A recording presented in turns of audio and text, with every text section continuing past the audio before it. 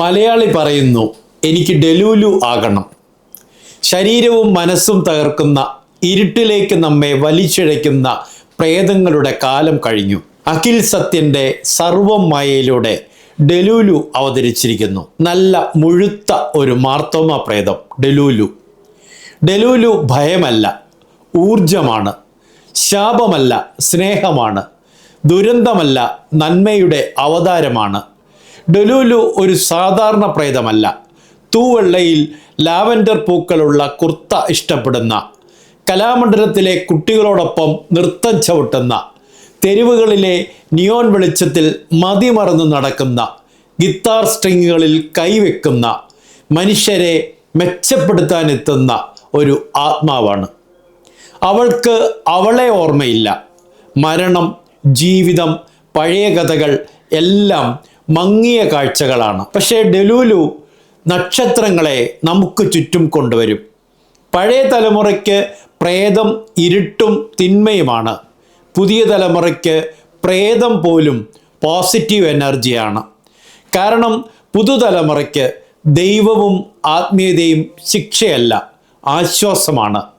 കലഹവും യുദ്ധവും ജാതി മത സ്പർദ്ധയും പഴയ ലോകത്തിൻ്റെതാണ്. പ്രഭേന്ദുവിനെ നോക്കൂ, നിരീശ്വരവാദി, ഗിത്താറിസ്റ്റ്, അച്ഛനുമായി പിണങ്ങി നിൽക്കുന്ന ഒരു മകൻ.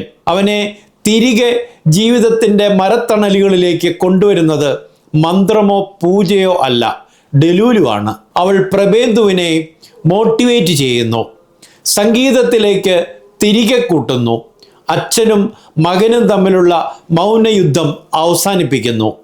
പ്രഭേന്ദു ബെറ്റർ ഹ്യൂമൻ ആകുന്നത് ഒരു പ്രേതത്തിലൂടെയാണ്, ഡെലൂലുവിലൂടെയാണ്. അഖിൽ സത്യൻ വിളമ്പുന്ന ഈ മാനവികതയിൽ ചാലിച്ച രാഷ്ട്രീയം പുതുതലമുറയിൽ ഭൂരിപക്ഷത്തിനും പുതുമയല്ല.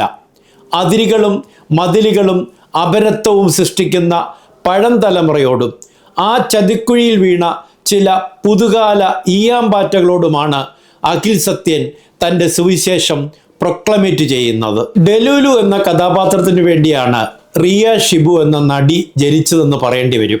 റിയ ഷിബു ഡെലൂലുവായി എത്തുമ്പോൾ അതൊരു പ്രകടനമല്ല, ഒരു അവസ്ഥയാണ്. റിയയുടെ ഏറ്റവും വലിയ ശക്തി അധിക വികാര പ്രകടനങ്ങളില്ലാതെ ശരീരഭാഷയിലൂടെയും കണ്ണുകളിലൂടെയും കഥാപാത്രത്തെ നിർമ്മിക്കാൻ കഴിയുന്നതാണ്. ഡെലൂലു ഭയപ്പെടുത്തേണ്ട പ്രേതമല്ലെന്ന സിനിമയുടെ ദർശനം റിയ ഷിബു ശബ്ദം താഴ്ത്തിയും ചലനങ്ങൾ മിതമാക്കിയും പൂർണ്ണമായി അവതരിപ്പിക്കുന്നു. റിയയുടെ നോട്ടങ്ങളിൽ ഒരു ശൂന്യതയുണ്ട്, അതേസമയം ഒരു ആഴമേറിയ കരുണയുടെ നിറവും അതിലടങ്ങിയിട്ടുണ്ട്. ഓർമ്മകളില്ലാത്ത ഒരാത്മാവിൻ്റെ ആശയക്കുഴപ്പം, കൗതുകം, മനുഷ്യരോടുള്ള അടുപ്പം, ഇവയെല്ലാം റിയ മൈക്രോ എക്സ്പ്രഷൻസ് കൊണ്ടാണ് സൃഷ്ടിക്കുന്നത്. ഫ്രെയിമിനുള്ളിൽ റിയ ഷിബു നിൽക്കുമ്പോൾ ക്യാമറ പോലും ശബ്ദമില്ലാതെ റിയയെ അനുഗമിക്കുന്നുവെന്ന് തോന്നും. അത്രയ്ക്ക് സിനിമാറ്റിക് സാന്നിധ്യം.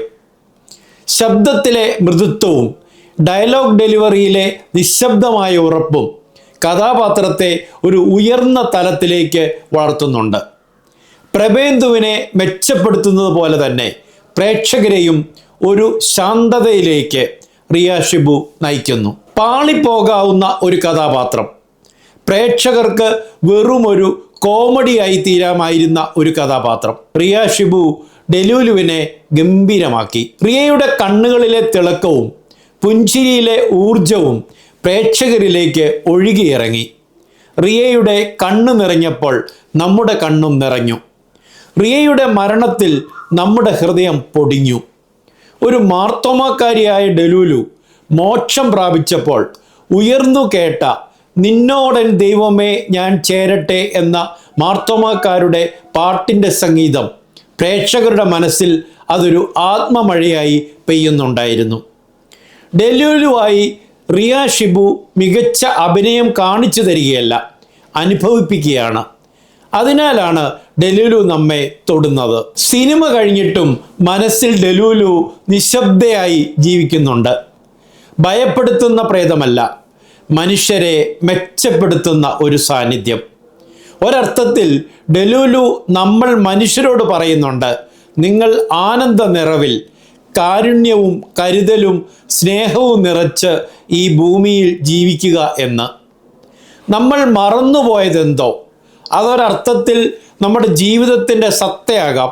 അതിനെ തിരിച്ചറിയുമ്പോൾ നമ്മുടെ ആത്മാവ് വിശുദ്ധമാകും. അതല്ലേ ഡിലൂലയുടെ ജീവിതരേഖ. ഇരുട്ടിൽ നിന്ന് വെളിച്ചത്തിലേക്ക് കൈപിടിച്ച് നടത്തുന്ന, നക്ഷത്രങ്ങളെ നമുക്ക് ചുറ്റുമെത്തിക്കുന്ന, ഒരു പോസിറ്റീവ് വൈബുള്ള, നന്മയുടെ കൊതിപ്പിക്കുന്ന ഒരവതാരം. ലോകം മാറുകയാണ്. അതിരുകളില്ലാത്ത ആകാശം പോലെ ഭൂമിയും മാറുന്നത് സ്വപ്നം കാണുകയും അതിൽ ജീവിക്കുകയും ചെയ്യുന്ന പുതിയ തലമുറയുടെ പ്രേതം പോലും അവരന് ആശ്വാസമാണ്. ഒരു പോസിറ്റീവ് വൈബാണ്, ഒരു തണുപ്പാണ്, സ്നേഹമാണ്, കരുതലാണ്. ദൈവമേ, സത്യത്തിൽ എനിക്കും ഒരു ഡെലൂലയാകണം.